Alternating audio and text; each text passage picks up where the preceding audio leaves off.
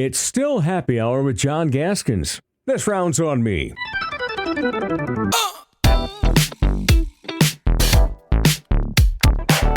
Well, everybody here in South Dakota, and really the world now, knows that Kalen DeBoer is a third-year Alabama football coach. He's ascended to the tops of the coaching ranks from Millbank, South Dakota, and the University of Sioux Falls, and he's won 86% of his games between USF and Fresno State and Washington and Alabama, and 2 college football playoffs in the last 3 years.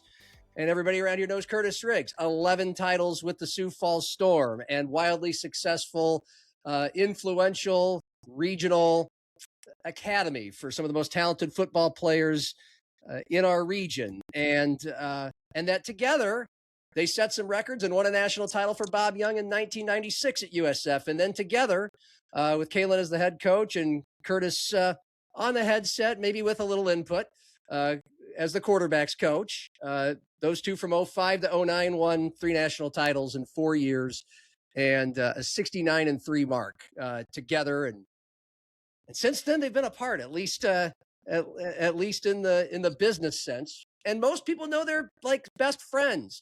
But what a lot of people don't know is how that came to be, how this all happened, and why it is stuck and why they've stuck together so well. So that's kind of what I thought would be a good reason to spend a few moments together. And you two are both busy, so I appreciate it. And by the way, we've established just before we went on that Kalen will only be referred to as Mr. Sir. He demanded that out of Kurtiss. So was that what it was like day one, Kurtiss? I think it was the other way around, probably. Okay. No, most definitely not. You always refer to the quarterback when you're the receiver. Yeah, respect.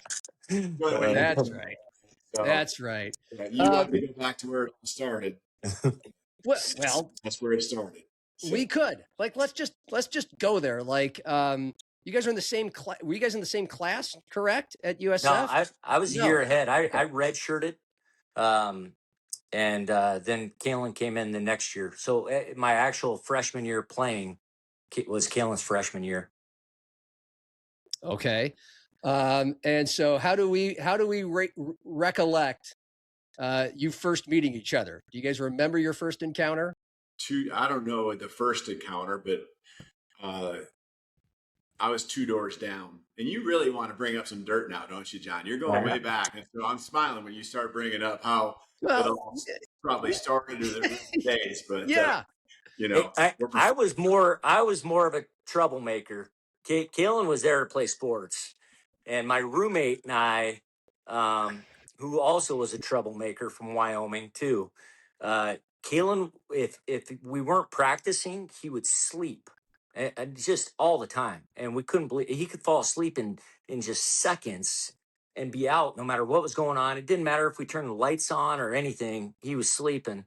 And we thought, God, what an easy guy to get along with. And he had a roommate that was, had a lot of opposites of what he had. And so we just kind of hung out as we were practicing and it developed from there. Pretty much what you're hearing is that I like to hang out with the troublemakers. He felt sorry for us. Yeah. It's like, I got to straighten these guys out. That's right. Go ahead. So, Kalen, what was your first impression of Kurtiss? What was he like back then? I remember it was all a blur to me because you just get thrown into a new place, and it's different then than it is now. I think about the recruiting process and all that. And a lot of these guys that come to our place now, they know these guys, and every single person was someone new that I'd never been around, maybe just a couple of guys, acquaintances at some point. So, the first day or two, I think a lot of it just had to get on the football field, and, that's kind of how you get to know each other. And, even then it was 3 practices a day. And so you were practicing and meeting, and there wasn't a lot of extra time. So, but it was very apparent as time went on that,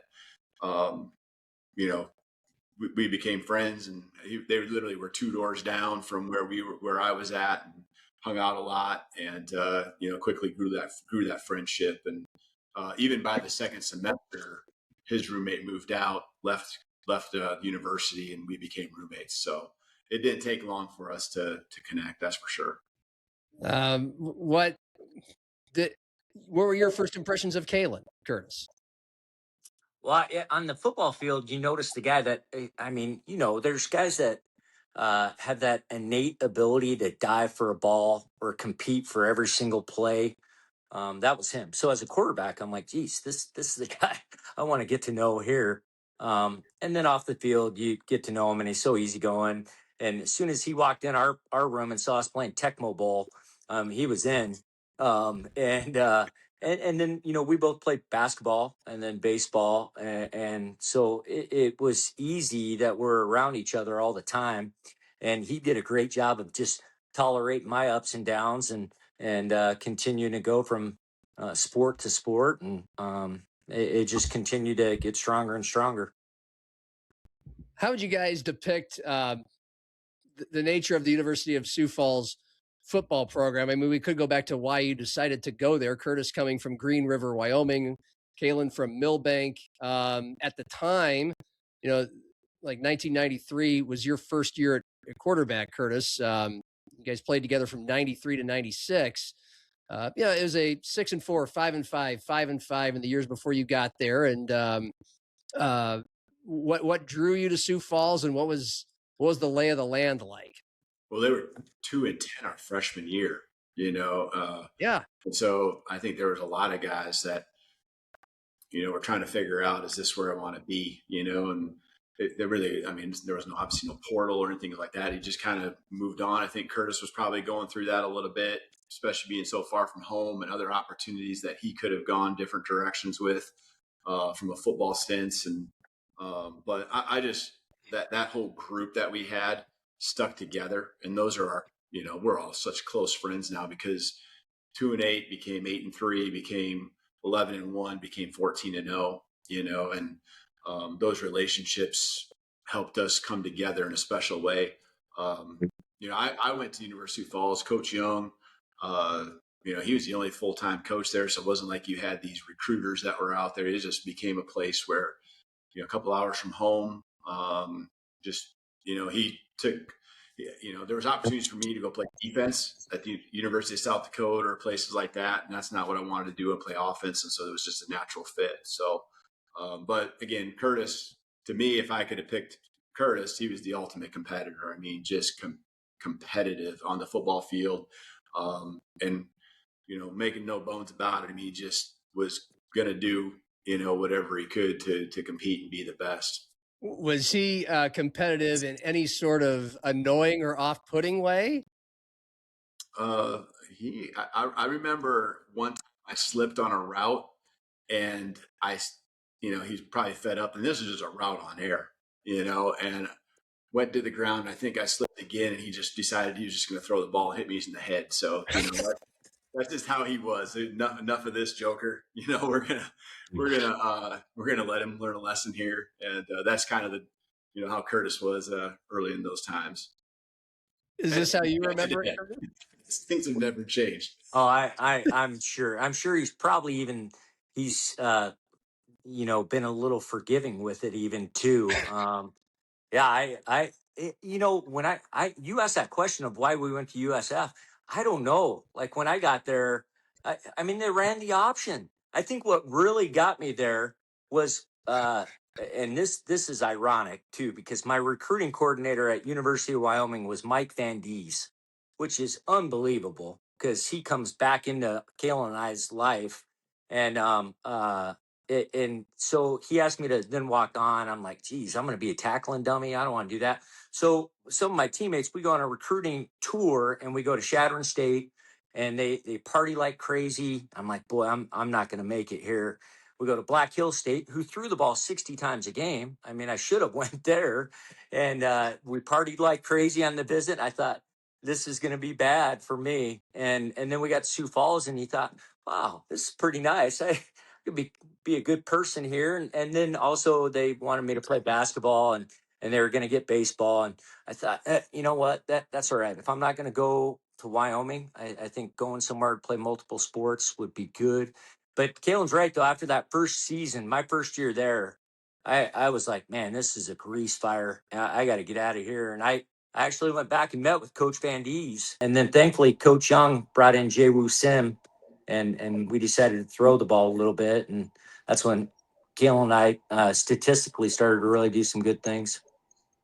Yeah, a few good things. I mean, so was it just sophomore year, 94? That's when kind of everything started to click, Kalen? Probably even more 95.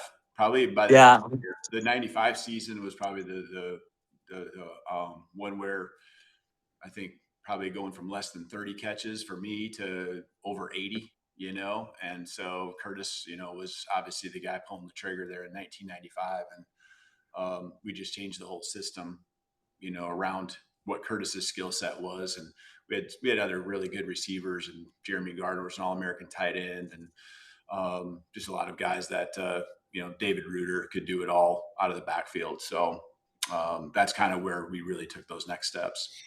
All right. So, I mean, you guys have mentioned what your first impressions of each other were like, and you moved in, what's like second semester, basically, after first getting to know each other. And I'm fairly certain I've read or heard like you guys were really into the football, like you really wanted to, you liked watching film. Like how did you start to connect together, roommates, film watching? You know, we didn't, there wasn't a trainer. I mean, we didn't have a strength coach, trainer. So you had to do that, you know, internally. You had to be driven on your own. And we were really good about, I mean, we would go out and throw, we would go work out, we would do acceleration programs. I mean, everything was centered around wanting to be better. And the team, and maybe it was because watching, you know, the hardships of how awful it was losing, and seeing that and hearing everyone talk about it. But yeah, all our free time was that, and then it became contagious. You know, other guys in that same class all became bought in on that same thing, and I mean, that's really probably what carried us into that senior season where we were so dominant.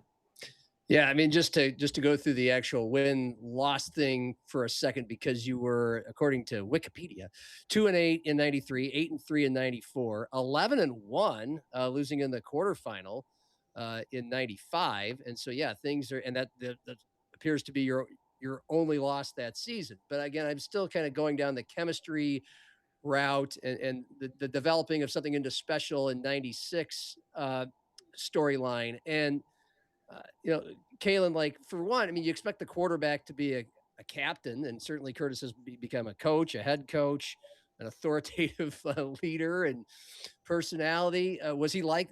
How would you describe that once he kind of took the reins of the offense, and what he was like as a leader?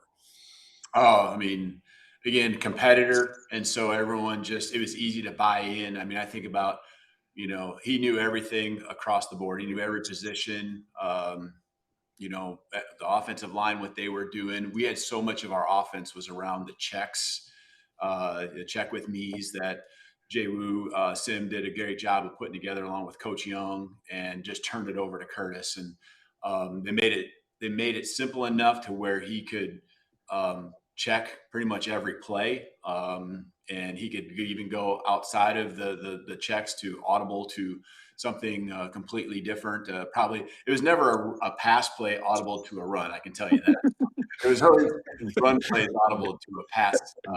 I will say that was definitely a for sure thing. But we always joke, we gave David Reuter usually about one time to run the ball inside the 15, and then after that was your chance to score. And then the ball was going to go in the air, and that's how Kurtiss, I think, ended up with about 55 touchdowns that senior year. But no, in the end, I mean, buying into Kurtiss was easy for, I mean, obviously for me, but just the entire team just always came through, and production, you know, leadership, friendships. I mean, all those things that great leaders do. That was what he did. Yeah.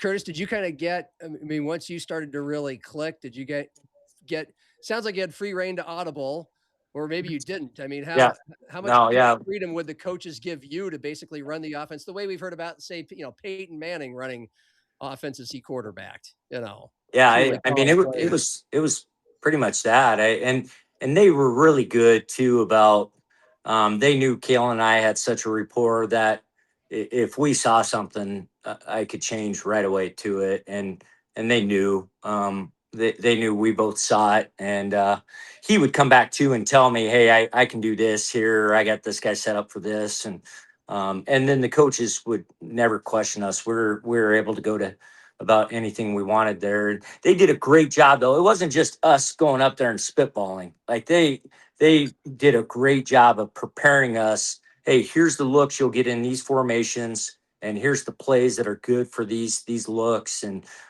so you knew, hey, we're checking to these plays, and it's the ones that we're prepared for. Yeah, I'm probably making it sound a little bit too much like backyard football. That's not what it was very structured, and it was a system that was put in place. And I think probably the thing I take from it now is just a reminder to give your guys a chance to go to the stuff on the field that are the gimmies. Like we always say, take what the defense gives you. And that's what I think we did a great job of those last 2 years in particular. And I'm always mindful of that even now. Can you guys go back to some conversation, if it was the two of you or maybe others were in on it, where, I mean, Kurtiss, you mentioned how bad the first year was and the offense made the change that you were hoping for to make it worth your while just to be there. But do you guys ever remember a conversation or a distinct point where you go, we're going to take Sioux Falls USF to a level it's never been. We think we're good enough to do this. Do you remember talking in those terms off season, during season, anything like that? Or did it just kind of happen? No, I think that junior year, I mean, it was kind of a figure it out as we go too, because we weren't sure. I mean, we were excited about doing the offense we were doing, but we were still learning. And even that playoff game at the end, I played terrible. I was awful. And Coach Young did a great job going in the media, making sure everyone knew that too. But it was such an eye opener for me, and I needed that. It was the humility that I needed, and then the senior year, we had such a understanding. Every guy, like as strong-willed as I was, our center knew exactly how I was and accepted me for that. Our left tackle, I mean, everyone except one of our defensive ends. You had to be a little careful with him. And sometimes I stepped a little too far there, and he would teach me a lesson. But everyone knew, or Chuck Morrell, I might get after Chuck, and then Chuck might say something like, you better tame it down a little bit there. And you knew you better back off a little bit. But everyone knew and accepted each other, and just responded so well, and then went out and never did more than what they needed to. They just did their job. Okay. Well, we're certainly here for the stories, and we took a while to get to Bob Young. So let's get to that. I mean, Kalen, what's your favorite Bob Young story? I know it's a very broad, vague question to ask, but if it's either something that he said, huddle, pregame speech with you one-on-one, maybe he was surprisingly funny. We all know he was a very nice man, a great man. But yeah, what would stick out? Like, I mean, because I coached with him for 5 years as well, and then obviously he was around the program when I was the head coach there for the other 5 years, and so there's so many things from things he did, that he probably couldn't get away with, even though he came across as, he was competitive, right? And so that competitiveness would come out in different ways. But he had his sayings. You're trying to make me mad. You weren't. You loved the guy so much that you were doing everything you could to not make him mad because you knew he cared about you. And I think that thinking back to that first year and going 2-8, I think a lot of it on why the guys stick together is just because he showed so much care towards us that, just like, hey, we're going to hang in there with him. He was a tireless worker. He was teaching classes on top of being a football coach. You could just feel it and see it. He was putting everything into it. And so, as far as stories, I can tell you this isn't stories, but a lot of the sayings that we have to this day, winners win because that's what winners do. I mean, that's coming from those days. it's what I believe in. You know, it's if you do the right things and you do the things that winners do, the success will come. I mean, really, it's the process, right? It's the habits you have. It's who you are as a person and your character. And so, success starts with service, serving others as a leader, and, those things that just, they get worded in different ways. Those are the things I believed in back then that I saw work and saw that as an assistant coach. I think Coach Young, probably the biggest thing for me as a coach that, again, not stories, but just what he ingrained with me was challenging me. We're a small college program, but as a coach, like making the big time where you're at. And that's a Frosty Westering book that from the West Coast, Pacific Lutheran University, that he pretty much made us read as coaches before we could even really work for him. But that's what we were doing, and to us at the moment, it felt like the big time, and we made it that. We poured everything into it. We believed in what we were doing, and then just being convicted in why you coach, why you do what you do, what's your why and passion. And that we saw that in him. He lived it out every single day, and that's along with being competitive and loving the game of football, that's what he taught me. Kurtiss? For me, it was he called me in after our sophomore year, and he just openly admitted how poorly he handled me, and for him to admit, and then take the step to fix it, was really important to me. But later on in life, I told him that hey, the greatest decision you ever made, and he started to say to finally get Jay Wu in here and get an offense. I was like, no, when you called me and asked me how I thought Kalen would be as a coach, I was like, man, whatever you were seeing and knew, like you knew. And then also he took a chance to have Kalen be the head coach too. I mean, Kalen was young, and he coached at Washington and then at USF, and to say, hey, this is our guy. We don't need to go out and find anyone else. Just he knew. I remember him calling me and saying, Kalen's a single guy, and he'll be able to work and make nothing. And he's so competitive that he'll make sure that we're always in the best positions. And I think he really also, Kalen being from Millbank, and Kalen understood how Coach had such success building relationships with kids he knew he wouldn't get, but then there'd be the chance they'd come back.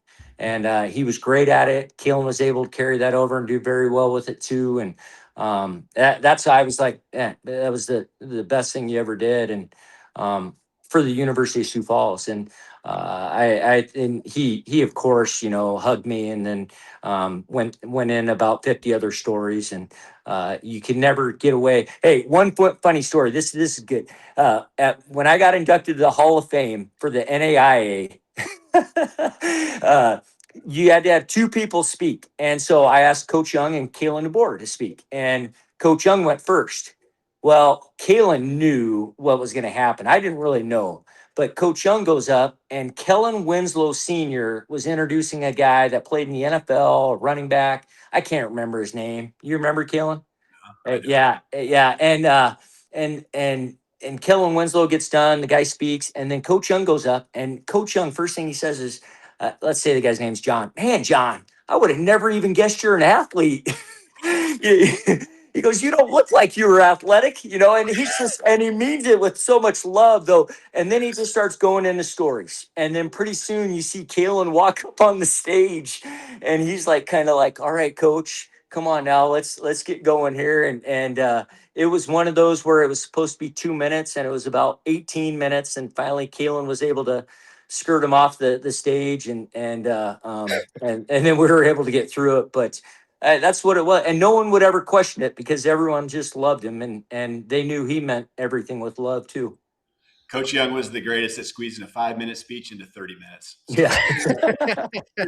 You could go on and on and on. So you always had to kind of work off him and just be ready, especially I learned that as an assistant. So, he would do he would come in. I had him come in to do a chapel for us when I was the head coach, come back. And this is a big moment. I mean, he's around the program all the time, but, getting a chance to, have Coach Young, the legend, come back. And, I mean, he had he always had the yellow pad. I was going to say iPad. He definitely didn't have an iPad. The yellow pad, legal pad, on a clipboard, and he had the rubber band around with the pencil underneath the rubber band there at the top. And, he's got all these papers, and he's got the Bible verses, and he's got everything there, but it's maybe in order, maybe not in order. And all of a sudden these papers are just going all over the place, and it's you could ad lib on it, I mean, it was coming from the heart always, but sometimes, you just never knew how long it was going to go. I guess that's where we learned.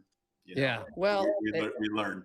So, and again, Kurtiss said almost every passing record at USF and the GPAC, and Kalen almost every receiving record. And many people know the story of what got Kalen in the football coaching in the first place. And Kurtiss has told it. I believe Kalen has told it.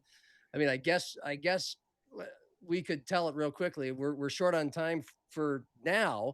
And then there were the years you coached together at USF that were incredible. But I don't know. I've heard the story from Kurtiss's perspective, so I want to hear it from Kalen's perspective. The call from Kim Nelson just to get your way into coaching for Sioux Falls, Washington High School. Yeah, I mean, thank goodness Kurtiss got a full-time job, because that allowed me to get a full-time job. Yeah, I just come off of graduating. Kurtiss, you'd been teaching for a year, right? Yeah, so you'd been teaching for a year, working over at Washington. And I was just coming off of playing a summer of baseball in Canton, Ohio, and right at the end of the year there, it's August. I mean, I really don't have a job. It's like the scariest time. I always think about the college students leaving, and especially the ones that aren't going to go to the NFL, or college students I see around here, and we're talking. This is a kind of a scary time for me.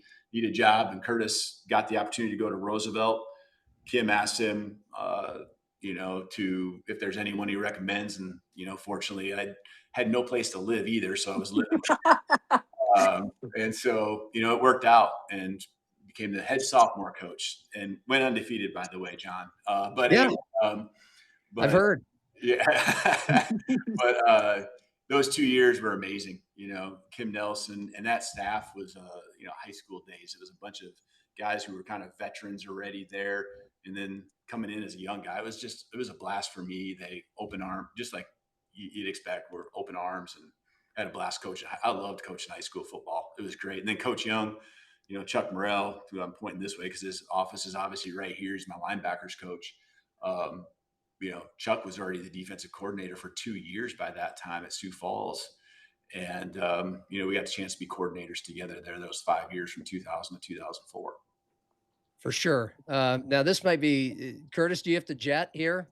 No, I got to 3:40, so I got 14 minutes. Okay, it is 3:40. What? Oh yeah, I was looking at one clock says 3:26. So yeah, I got to go in about 4 minutes. I'll give you 4 minutes. So look. You first joined the USF staff when Kalen took over as head coach. Is that correct? He'd been coach for 1 year. Okay. Hadn't you, Kalen? Didn't you go 1 year? Yeah, and then he asked me. He's like, "Hey, would you?" 2005 you were with, because we went out. Oh yeah, God, the worst ass whooping we ever took, John. I didn't want to. Yeah, like that's the first time ever coaching where I was like, I have no idea what we can do. Offensively, what we could call, and then defensively, the same thing. Like, I don't know. I don't think I ever saw Chuck, and not that he would say he was helpless, but like we could not stop anything they were doing. And you knew it was bad in warm-ups when we go to walk up this hill to our locker room, and it's pure ice, and our guys are sliding all over the place, falling down, and their guys are running around like it's nothing. And we got whooped so badly, but I've always said that was the eye opener that Kalen and Chuck walked away from, and saying we got to be better. We can't just get by and win the games we're supposed to win. And that was really the catapult that took USF to the next level. Right, Carroll College. What was the score? That was 2005 against Carroll, and Curtis referenced Mike Van Diest, and Mike and I share the same birthday, so we text. He actually calls now, ironically. Yeah, he does. Yeah. The other day, ton of respect for him, but they beat us 55-0. And the thing I always take from that is the very next year. I remember thinking after the game, man, like we are a long ways from being where we want to be, and going back to a national championship. And it was the next year we went and won it. And so believing in the guys, making the adjustments, evolving, getting better, and if everyone does their job, that's what I took away from that year, and I'll never forget that. Well, you guys went 55-1 together from that point on, 3 national titles in 4 years. That one loss was in a national title game. And there's a lot of places people can go and read about their USF history during the Kalen DeBoer era, but I would love to hear just how things worked on the headset between you two, because Kalen, you're the head coach, you're calling the offense, but Kurtiss is, I'm guessing, playing a big part. Like, how did it work between you two on the headset? Were there any moments of consternation there? No, it was really easy for me. I mean, Kalen knew what he wanted to do, and it was pretty much, hey, we're 3rd and 7. Here's, our 2 best plays here. And he might pick one, or he might just be like, Jesus, you're an idiot. And he would have one already, or, he would already be 3 steps ahead of everyone else. And so, that's where I learned a ton about, sometimes not always thinking you got to get a first down, sometimes put yourself in a better position to be successful. And it might be 3rd and 9, and let's have a winnable 4th down situation here. But usually it was just me rattling off a few situations, and then him going with whatever he felt at that point. There would be times he would ask, and then same with Ryan. I mean, people forget too, Kalen's offensive line coach was Ryan Grubb at that point. And back then though, Ryan would be like, power, gotta run power, or so, something like that. And to think how he's evolved too as a coach from when he first came in there is just amazing. But Kalen's coaching tree is really incredible, especially for how young he still is. I think the thing that was so great, Kurtiss is so good. Number one, I think he's an unbelievable evaluator of talent. You've seen that with his time that he spent beyond. I mean, coaching the indoor football where you don't get the pick of the litter, but you're trying to find ways to put the best team you can together. And he's finding these guys that are out of nowhere and winning, championships against big school guys, over and over, year after year. But I think Kurtiss's ability to just see the big picture, he knows the details and all of that too. I mean, he's called plays for a million years, but I think the big picture and kind of where we were at in the game, and be able to just us communicate, back and forth, because you're when you're the head coach and you're on the field and you're calling plays, you're thinking about the defense too, and just making sure everything's good there. Having Kurtiss in the box, someone you trust, it was just a really good situation. He could quickly and efficiently, we could communicate and get locked in on the next drive with the plan. Well, he's quite the communicator. And before he goes, I just want to ask you, Kalen, is like, I don't know if you've ever heard games, or did you ever catch games that Kurtiss has commentated? So it's funny you say that. The other day, I'm not home very often. I'm definitely not watching TV very often, but I was literally flipping through channels or doing a search of the sports, I think, and IFL. I'm going to check, didn't think about Kurtiss being where they're doing the game, and all of a sudden it's his voice, commentating the game. So then I was listening. He does an amazing job. I mean, it is really good. And it's, again, big picture, it's details, it's information. And then just like you would expect, good opinions, right? Good opinions. I don't want to get him in trouble. What you'd expect, not afraid to just put it out there. He holds back nothing, says what's on his mind. And, but I think that's what makes him great, makes him great at it. And so I was watching again, and then I knew that Peyton, his son, the offense coordinator, calling plays for the Rattlers now in Arizona. I knew they were playing, so I caught a little bit of that game the other night when I got home too. So that was cool seeing Peyton call plays and Kurtiss actually commentating the game, which, is very unique. Why is it that you guys have stayed in touch so well for so long? I mean, it goes back. I mean, your closest friends, right? I mean, it's like there's, I don't know, the circle's big, but I think the circle's small for both of us. Like there's a lot of people we know that we've been in touch. I moved around a lot. I mean, not just the city of Sioux Falls, but the entire, region. And now it's really national for Kurtiss when you think about even the stuff with the indoor football league. And what he does there with the academy, the circle is big on what you do with your job, but the circle I think is small because, you just need those people that you can trust. And so, I can't say I trust him more than my wife because that, I'd hear about that, but you're right there. And it's things you can just be real truthful and, someone who cares and all that kind of stuff. I kind of want to ask Kalen a couple more questions about Kurtiss. I've asked Kurtiss many questions about you, Kalen, over the years. So, but I want to be respectful of Kurtiss's time. So do you mind us talking about No, you? I got to go. You guys keep going. And Kalen, good to see you, man. Yeah, love you.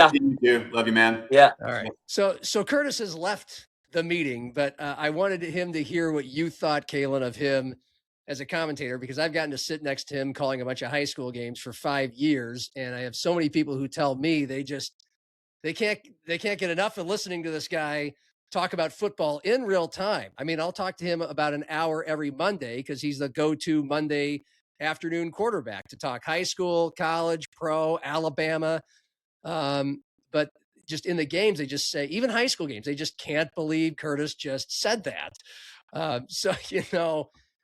And he can say it. He can criticize, especially, of course, you would expect he loves to second guess or pick apart offensive play calls. That's kind of his thing. That's kind of your thing. And he knows he can do it if he doesn't like it because he knows all these coaches anyway. And he knows there's a respect there. He feels comfortable speaking his mind. But I'm curious, like going back to him, knowing him in college, how much does that line up that he's a guy that's, and now he's going to do 32 games for the indoor football league. He's a budding star over there at Yahoo calling pro games now. Does that line up with his personality? It does. Again, it does. And I think, it shows. I think there's ways. I'm trying to be efficient myself and explain. I think there's things that when he's calling games, you can see that he just sees the big picture, and it just is natural for him to get a feel. And that's how he was as a play caller. Just watching him over the years, and he can see the details happening within the blocking schemes. He can see, the ball's over here, but he can feel what's happening at the same time. He sees the whole field just like he did as a quarterback, always thinking ahead, being able to take the context of what happened early in the game and how that relates to what's going on. I've caught some games here and there, and it's fun to listen to him. But when I say opinionated, I want to be careful, but like he's not afraid to just say how it is, and that's what I love about him. I think I learned a lot from him over the years in that ways. I think, again, you talk about offsetting each other, when we're on the football field, our personalities and things like that.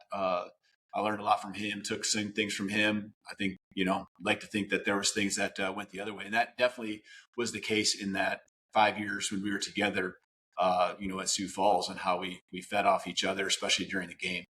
So how would you explain the similarities or differences, probably more so differences in your personalities and how it works? Yeah, I think there's a lot of that. It's in the end, the similarities are you do what's best for your team and your program. And you're going to still, have a respect for the game. You're going to have a respect for the people that you're going against, in the end. But you're also, just super competitive and feel like, not in an arrogant way, feel like you have a way of preparing better than your opponent, doing things in a way where you can get your team to believe, be able to come through in the big moments, and just give me some time, him giving himself some time with his teams, and you're going to find a way to win. And whether that's in that moment, in that game, or over the course of the season, or over the course of years as you build what you're trying to build within your organization, or in our case, our program. Sure. But differences, like just not even football wise, just your personalities. How are they different? I don't know. I think there's probably less differences now, especially as we've gotten older. I mean, just, been around each other so long. So again, I think you take things, again, we talk all the time. That's why, he just will shoot you straight. If I pick up the phone and give him a call, I'm going to hear, and a lot of it you already know. I think there is a perspective that someone who's not in the fire has, and I can do that to him as well. Or I could. He's not coaching, anymore. But I think that's reality. We're not holding back, and then in the end, there's also just an encouragement too, because it's like we do believe. I mean, I believe that he is an amazing coach, and I think that's what he'd probably say in regards to me. So it's just a matter of you're not breaking that trust. You're just trying to help that person be better. So after your typical Alabama game, what kinds of lines of communication are there between you and him about his thoughts on what transpired?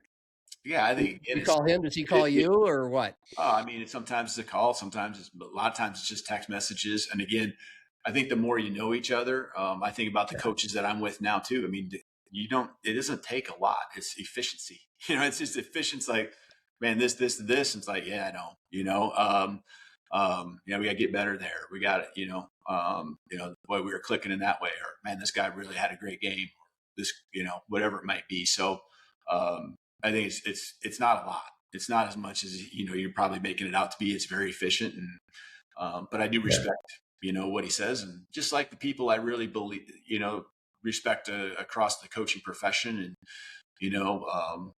if Jeff Tedford reaches out to me about something, I mean, I'm going to listen to that. I'm going to, if my staff says something, I mean, I got him here for a reason.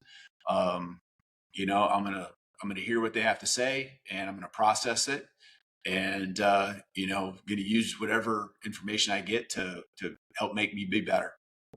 How do you process? That's the word I was going to use.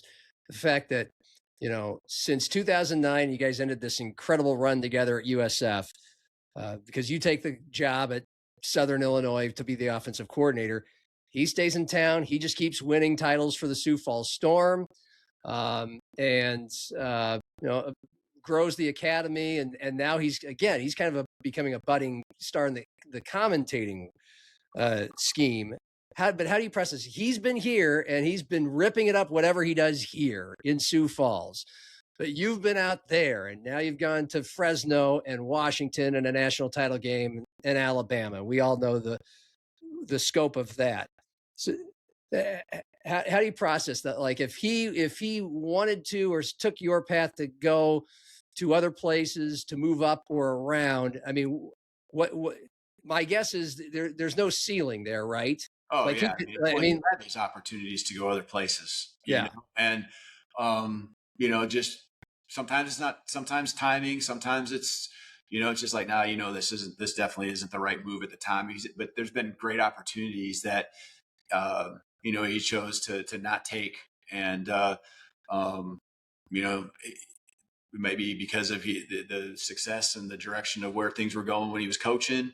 Obviously what he does up there in Sioux Falls and the academy, how he's grown that to be, I mean, it's pretty special. I don't know if I've seen many other situations around the country, that are built up like what Kurtiss has done there, as far as at least regionally, and if he wanted to take it nationally, he could be, super successful there too. But, he cares about his community, the one that, he really didn't grow up in when he was younger, but obviously from the college days on, he's been there. And so he's had those opportunities. And so, it's just a different path you choose, and he's going to, you knew way back in those college days that he was going to be successful in whatever he wanted to do.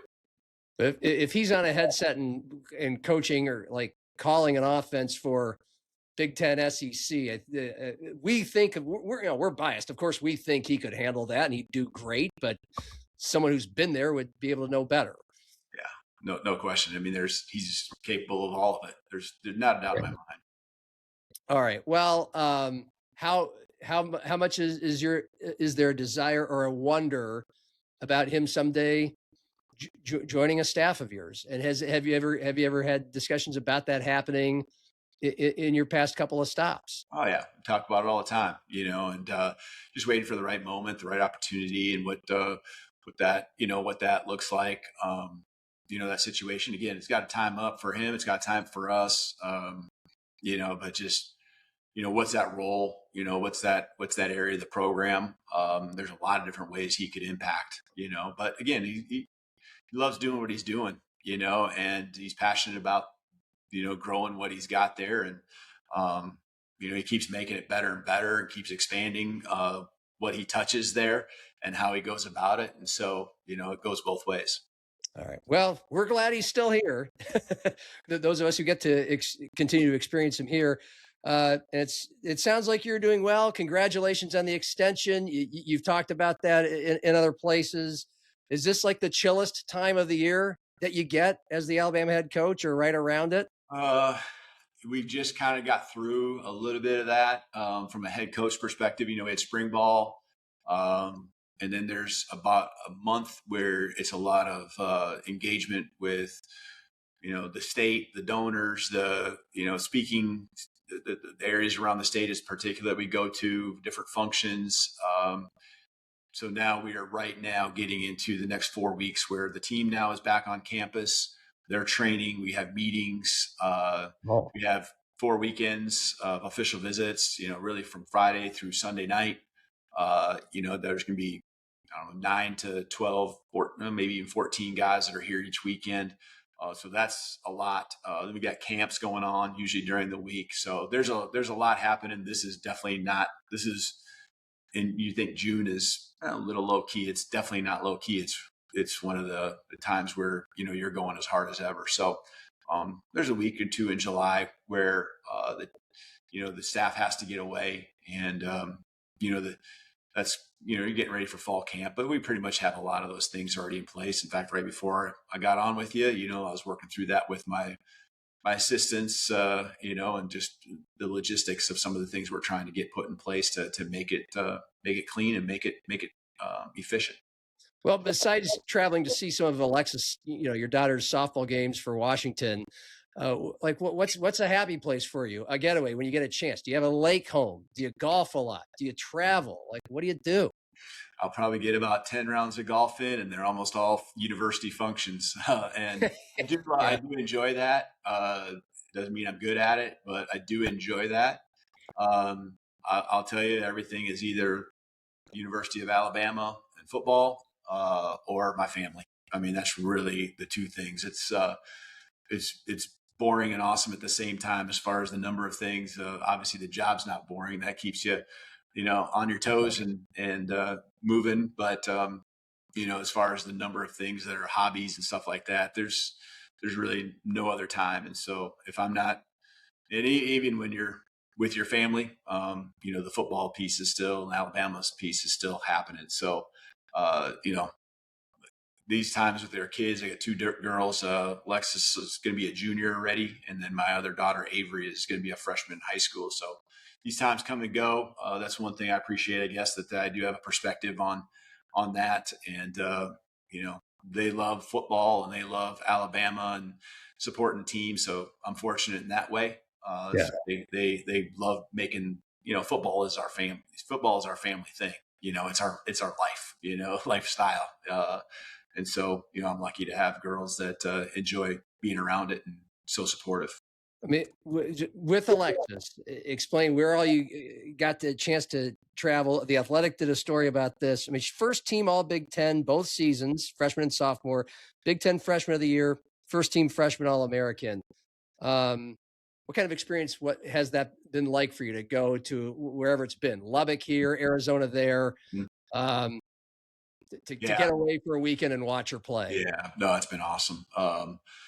Seeing all the things that you do when you see them grow, and you think back to 6th grade and freshman or sophomore year, and the work that's been put in, and just how it's almost like the motivation continues to grow and grow and grow, which, sometimes when you've arrived, it doesn't. And she just keeps pushing and driving. She literally on a plane as we speak, coming back home, and the text message are is like, can you get me set up with workouts? And that's what you'd love to hear as a coach, but you'd literally love to see that as a dad, because those habits and those things are going to carry on to success well beyond the softball days. But couldn't be more proud of her, and especially the uniqueness of it being at Washington, away from here, just making a name for herself.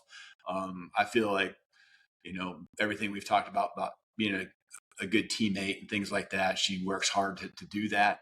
She's lucky to have such amazing coaches and teammates there that support her in an unbelievable way. And again, she, just like you talk about, I talk about the friendships with Kurtiss and our teammates back in the day. She's got those relationships building right now. I can see it, and you know what that's going to be like for her 5, 15, 25, 35 years from now. So it's cool. It's cool really seeing that happen, knowing what that path looks like, even though she doesn't even probably realize it. For you, whether it's watching her games on TV or traveling to see some of her games, how much does most of us can't imagine the gravity of being in a position you are as a head coach at Alabama, and maybe I'm overplaying this, but how much does that help you get away from it all? I guess psychologically help you with the job, but also with your own mental health. Yeah, no, you're right. I mean, the nice thing is, you can sit there and actually softball in the game, even between innings, you can still take care of some work here and there, you can text okay. like that. Sure. But I think in the end, you're kind of hitting on something I do feel is that it is a little bit of the getaway. And I can tell you again, because I'm so proud of her, even just being in the spot she's in, it's not, you're rooting for your kid. You want them to be successful. You want them to have their moments. But I just couldn't be more proud. I sit back and relax when I'm watching these games, other than maybe one moment here, one moment there when the season's on the line and things like that. It's just, I'm blessed, and, the competitiveness and the stuff that comes along with being at Alabama, and how important game day is, and the wins, and, it being your job. I think that's one level of it. And then, enjoying it as a dad is the other opposite end of that. And I know that Nicole feels the same way. You've talked plenty about the wins and the losses, where the program's at, the NIL and the portal and the challenges of that job, and what you have in store at Alabama for all that, again, in other spaces. So I'll just ask you this, as we land the plane, I let you move on to whatever's next. How much better are you at I guess I'll use the word processing again, the gravity of the gig, or have you found it to be, for your own self, not as heavy as maybe as you thought you were walking into, or maybe it's heavier, but how are you? I mean, you go to year 3. I just respect the position so much. You just pour everything into it, and as far as the day to day, just try to remember what we talked about earlier and why you got into it. Even though there's a lot more to it, because there's the expectation to win football games on Saturdays, and how does that happen? The habits, the process each and every day. You just bring everything you got, and I try to keep that perspective.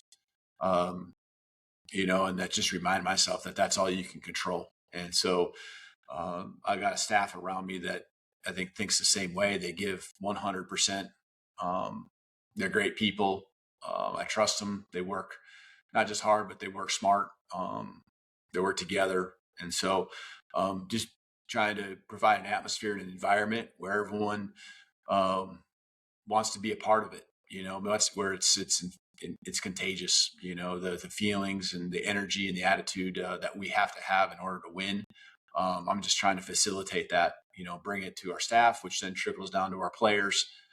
And I just enjoy, the guys are back on campus, and, walking through the weight room, even this morning when I got back from some meetings down in Destin, Florida for SEC, Yep. Just being around them that's what I love. It was like the best day in like a month, because they've been gone for a few weeks. And so it was a blast, and can't wait to continue to go through the summer. And then obviously the fall's going to hit here quickly. And, it's, again, I refer to it, the fire or whatever, I'm looking to run to it with these guys and build a team that's ready, ready for the battles that come our way.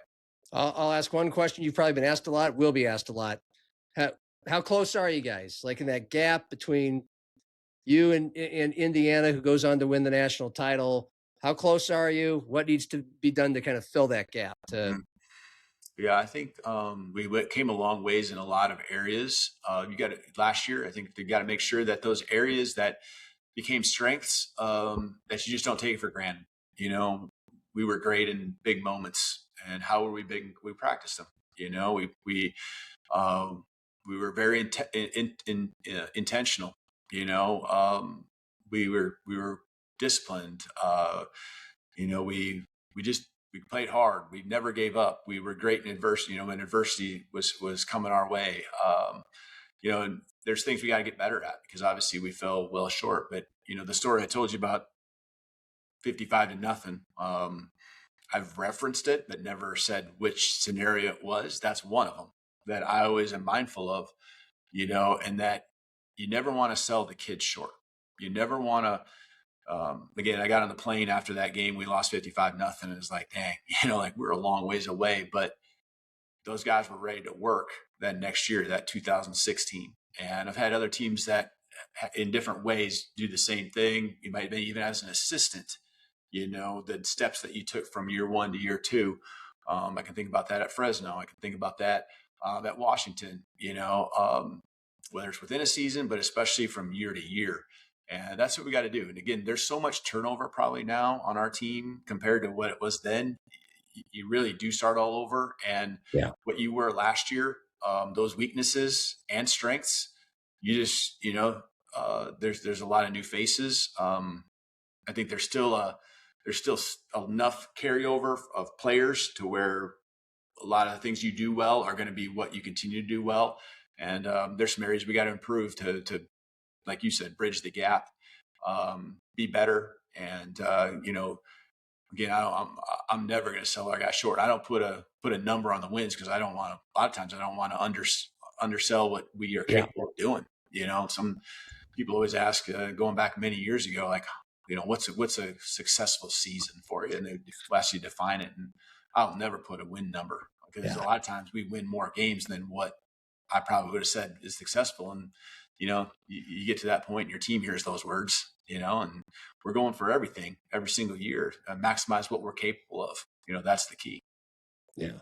Does it drive you nuts that there's so much turnover now, or it's the way it is and you just adjust and figure it out? Yeah. I mean, honestly, it's a lot like it was back in Sioux Falls. You have we had Kurtiss referenced keeping doors open and getting transfers in. Well, back then you could really only transfer down without sitting out. And so being at an NAIA school, we got the Division II, we got couple junior college guys, some 1AA guys that came in. We did have an FBS guy or two that would come in, a couple. I mean, I think about 2008, Kyle Stout and Sean Flanagan coming in. Sean's there coaching, locally, and those guys coming in from their FBS programs. Sean was at Oregon, playing some pretty quality snaps there. I think, getting those guys in, we were able to bring in some guys that were difference makers. We'd bring probably 9 to 12 guys every single year that were transfers. You got your high school guys, and we had to over recruit high school at Sioux Falls then. So I'm used to the turnover. I'm used to that. This probably reminds me more of those days than anything. So, but that doesn't mean that everyone else is used to that. I got to get the rest of our staff to, and they understand, but get just everyone be on the same page. And our players is what's really most important. It doesn't matter what I know. It doesn't matter what staff knows. It matters what our players know. Is there any walking on eggshells you feel sometimes with players, knowing that, you're trying to develop them, make them the best players they are, but there's only 22 spots on the field? And do you ever worry or have to approach things differently, knowing if I don't say the right thing or play them, they're going to leave? I mean, No, it's not further at all. coaching now. You just got to do what's best for the program always. Yeah. You know, that's coaching staff, that's the players. The accountability of, that you got to make sure that you're holding everyone to, including yourself. That's what matters most. And you got to always do what's best for the program. That's what I'm in charge of doing. And, just that's what it comes down to. The things you say, the decisions you make, all of that. If you put the team first, I think everyone will, in the end, feel okay about your decisions if it is shown up in a way, where that was the case. So I don't, I think what you do each and every day, as far as the effort that you give as a coach, our coaching staff gives, that I think will override any of the one-off things or the things that happen, maybe that don't go over quite so well with a player because, maybe they need a little bit of a push, or, they're making the same mistakes multiple times. So, again, accountability, I think, is still what these guys want this day. People always say, well, back in the day, kids are different now. They're not, they still have the same things internally that we had when I was playing. You want to be coached hard. You want to be the best you can be. You want to have great experiences. You want to have your individual success, but, that will lead to team success too. So, there's just different, it's just out there more for the world to see than what it was back 20, 30 years ago. Gotcha. Hey, this was enlightening, enjoyable, and hope it was worth your time as well. I think we left a lot of stories with Kurtiss on the table, but that's okay. Hopefully we definitely did. Ones that we can't put out here. Well, if we can find ones that we can, you probably imagine, but it was good times. It was good times. So yeah. The show's way. called Happy Hour. Ideally, you and Kurtiss and me are here, and we've got Coors Lights in front of us, and maybe better stories will come out. Thanks, Kalen. Appreciate your time. Stay right there. We're going to make sure this gets preserved. For Kalen DeBoer, video producer Cordell Wright, I'm John, and Kurtiss Riggs. Happy Hour, and cheers.